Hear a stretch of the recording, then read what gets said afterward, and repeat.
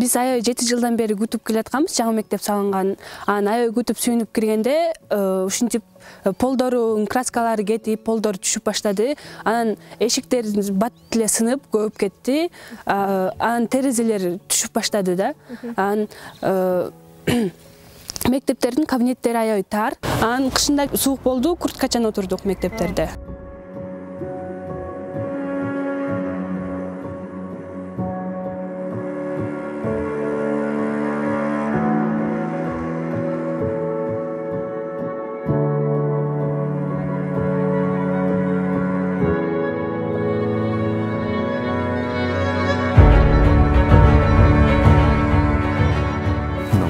Кабинеттерди көргөздөр, мына полдор кетип атат, ачылып.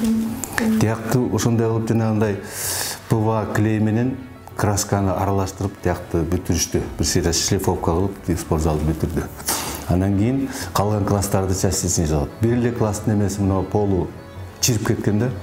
Муну повторный красить эткенден кийин компьютерлердин баарын чыгарып, завуштун кабинетине киргип, столдорду сыртка чыгарып, анан краска кургат деп киргизтирейин деп атсам, мугалимдин буту кирип кетпеди полго.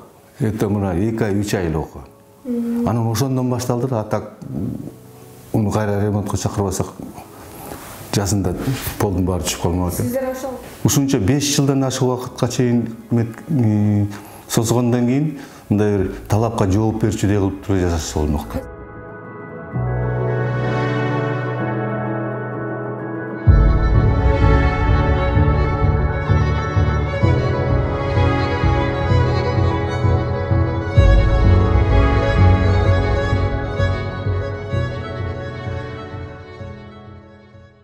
Чирип кетти деп атпайсыңар, ал чирип кеткен эмес, мен дагы жол түшүндүрөйүн.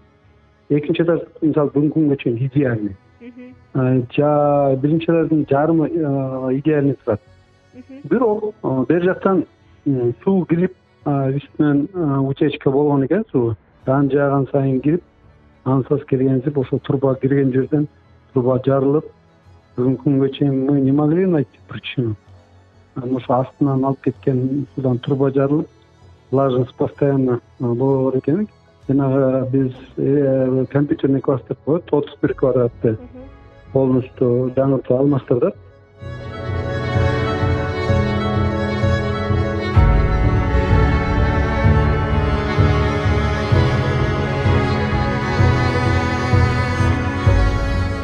Курулуштун жүрүшүн биз көп эмелдегенбиз, бирок эскерткенбиз, ал жерде ачылат деп.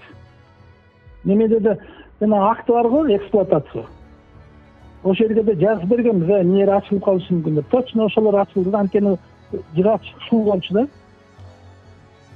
Ошол азыр баарын подрядчик өзүнүн эсебинен баардыгын эме кылып берди. Оңдоп берет. Анын гарантиясы бар да. Столовойдун ичиндегини айтып атасыңар деп, ал жерде ыстык суу, жылуу суу бар. Только жанагы дуалды облицовать этип турган жер действительно анын немеси проектиге жазып атырдык. Проект неме подрядчикти биз мете алган жокпуз да. Заставить алган жокпуз.